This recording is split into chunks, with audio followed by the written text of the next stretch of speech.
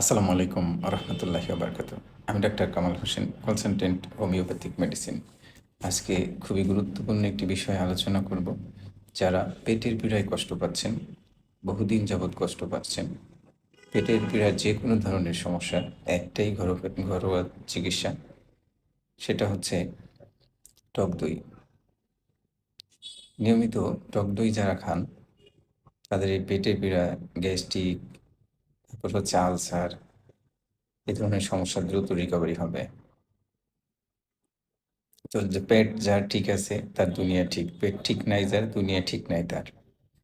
তো আমি বলবো যে কীভাবে খাবেন এটা মূলত। এটা বিকালবেলা সবচেয়ে পারফেক্ট একটা সময়। ১ গ্লাস টক দই বা ১ কাপ টক দই খেয়ে নেবেন।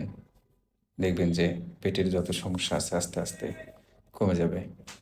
আস্তে, আস্তে ভালো হয়ে যাবে। যাই হোক, এই টিপসটা সবাই পালন করলে দেখবেন যে উপকার হচ্ছে। যাই হোক, কথার মাঝে ভুল ত্রুটি হলে ক্ষমা সুন্দর দৃষ্টিতে দেখবেন। নিয়মিত নামাজ আদায় করবেন। আসসালামু আলাইকুম ওয়া রাহমাতুল্লাহি ওয়া বারাকাতুহু।